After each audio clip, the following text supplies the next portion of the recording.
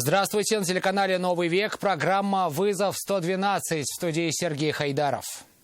И сегодня мы расскажем о негостеприимном приеме. Со мной подрался, забрал телефон с кармана и все, ушел. Зачем мужчина пытался отнять у гостей мобильные телефоны? Покажем, как в Нижнекамске нашли туловище убитого, расчлененного мужчины. Его по голове и по нижним конечностям обвинили в одном производстве. А также приговор челнинским наркоторговцам, у которых нашли тигренка Луну. Это и не только прямо сейчас. Приехали в гости и едва не лишились телефонов. Негостеприимный прием оказал мужчина своей знакомой женщине и ее спутнику. По их рассказам, они заехали в квартиру знакомого на улице Шамиля Усманова, пробыли там около 15 минут, потом поссорились. После чего хозяин квартиры стал отбирать их телефоны. В ситуации разбиралась Илья Хайрудинова. Я приехал в гости. Я же говорю... Со мной подрался, забрал телефон с кармана и все, ушел. Мужчина с женщиной приехали в гости к одному из своих знакомых, живущему на улице Шамиля Усманова. Хозяина квартиры девушка знает, парень нет. Говорят, пробыли у него дома около 15 минут, после чего между гостями и владельцем квартиры вспыхнула ссора. Рассказали, что мужчина стал покушаться на их телефоны. Я на зарядку его поставил. Это все в квартире происходило? Да. Вышел, я говорю, телефон отдай, я говорю, мне позвонить надо домой. Ехать надо сейчас, ехать домой. И все, отобрал, все, подрался, говорит, все, тебе не телефон. А он хозяин, получается, да, квартиры? Вы к нему приехали? Я не знаю, там, хозяин. Да, он хозяин, мы приехали к нему. Ага. А у вас он что отобрал? Тоже мой телефон, пин-код, говорит, скажи. Я говорю, я не скажу пин-код. То есть он и у вас отобрал телефон, и у вас хотел отобрать? Сначала у него, потом у меня. А зачем ему ваши телефоны? Я не знаю. То есть он никак не объяснял? Нет, ни с того ни с сего. Что стало причиной такого поведения, говорят, не знают до сих пор. В гости ехали с мирной целью. А вы к нему зачем в гости ехали? Просто так? Я вообще ночевать хотела, переночевать. Я не думала, потому что я эту квартиру я снимала раньше. Вот мы приехали. У нее мама, я в химразе работаю, старше меня. На нее, работаю. Вот, говорит, приезжай там Олег с женой. Вот, приехали, и вот все. Прибывшие на место полицейские задержали хозяина квартиры. Он был немногословен. У нас ничего не произошло. Я отказываюсь от комментариев. При этом причастность к грабежу он всячески отрицал. Признает свою вину, получается, да? Ничего я не признаю. Просто если не признает, почему не можете сказать, что именно там случилось? Потому что я не хочу с вами общаться, вот поэтому я вам ничего не говорю. Хотя телефон отбирали или нет? Ничего я не отбирал. По некоторым данным, мужчина отбывал 5 суток административного ареста за неповиновение сотруднику полиции и освободился только в этот день. На свободе он пробыл всего пару часов. Его вновь заковали в наручники и доставили в отдел полиции. Если потерпевшие напишут заявление, то в отношении задержанного могут возбудить уголовное дело по статье «Грабеж». Алия Хайрудинова, Айрат Назипов, Константин Бушуев, «Вызов 112». Верховный суд Татарстана сегодня огласил приговор в отношении 32-летнего Джавида Магерамова, 26-летнего Ильдуса Шамсудинова, 23-летнего Тимура Шамсудинова. Они были признаны виновными в незаконном изготовлении и хранении наркотиков. Свой бизнес прикрывали благотворительным фондом. При обыске дома организатора группы оперативники нашли тигренка Луну. К сожалению, выжить она не смогла. Всего у подозреваемых изъяли 5 килограммов синтетических наркотиков и прекурсоры для изготовления зелья. Как установили следователи, мефедрон подсудимые продавали через закладки в Челнах. Прибыль тратили на личные нужды и реактивы. Суд посчитал их вину доказанной и приговорил Джавида Магерамова к 17 годам лишения свободы со штрафом в 270 тысяч рублей. Тимуру Шамсудинову назначили 15 лет и штраф 250 тысяч, а Ильдусу Шамсудинову 11 лет в колонии строгого режима и 200 тысяч. Наказание они будут отбывать в колонии строгого режима. В Нижнекамске кинолог с собакой нашли завернутое в пакет туловище расчлененного мужчины. Голова и ноги были найдены несколькими неделями ранее. В том, что это части тела одного человека, полицейские не сомневаются. Но доказательством этому может служить только результат экспертизы. Татьяна Тимошенко далее. Полиэтиленовый пакет на обочине бетонной дороги нашел кинолог, сотрудник Главного управления МЧС по Татарстану. Его собака натаскана на поиск людей. В пакете разлагающееся человеческое туловище и нижняя треть шеи. Фрагмент трупа, то есть туловища, был обнаружен на северо-восточной окраине города Нижнекамска со стороны Тростинских лугов.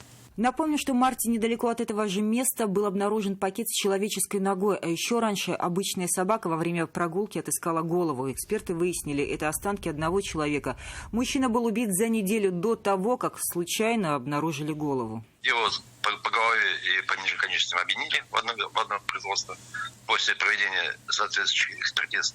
А данное дело пока мне не до завершения необходимых экспертиз. Но в том, что это часть тела того же убитого мужчины, сомнений у следователей нет. Уже возбудили уголовное дело. Полицейские составили фоторобот, чтобы опознать личность погибшего. Сделать это было непросто. Лицо было сильно обезображено. Даже примерный возраст определили от 30 до 50 лет. У него темно-русые волосы с проседью и имеется золотой зуб. Звонки в полицию были, но ни одно сообщение пока не подтвердилось, и личность мужчины до сих пор не установлена.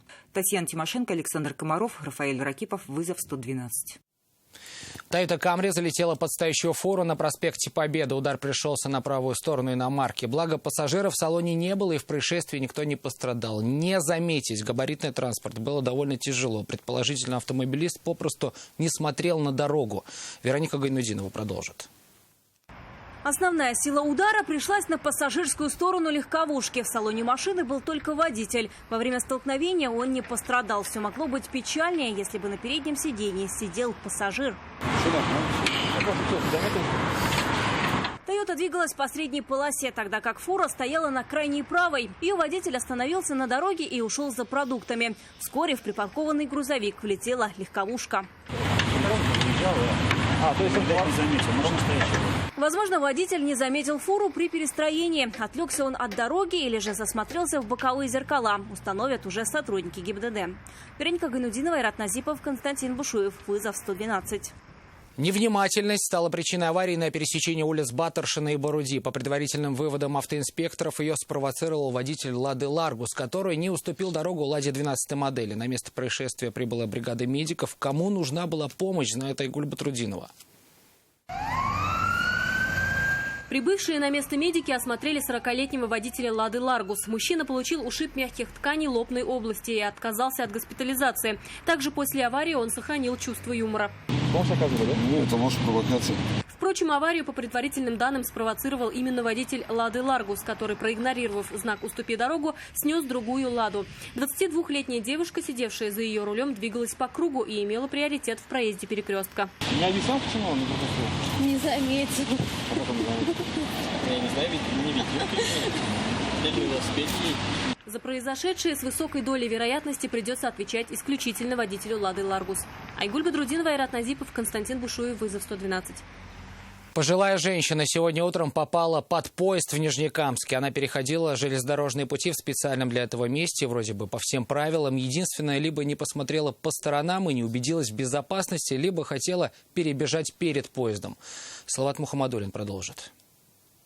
Тело погибшей женщины обнаружили в нескольких метрах от перехода. На место трагедии тут же приехали дети и супруг пенсионерки. Родные не сдерживают эмоций. Ужасная новость потрясла всех. Трагедия произошла сегодня около 10 часов утра на железнодорожном переезде. Пожилая женщина пыталась перейти пути в разрешенном для этого месте, но не убедилась в безопасности и попала под поезд. Это именно то место, где нужно переходить пешеходам. Оно оборудовано, стоят специальные знаки для бдительности. Но даже несмотря на все принимаемые меры, не получается избежать вот таких данных случаев. Машиниста опрашивали сотрудники полиции. Им предстоит установить виновного в этой трагедии. Но все признают, состав моментально остановиться не может. Тормозной путь составляет сотни метров.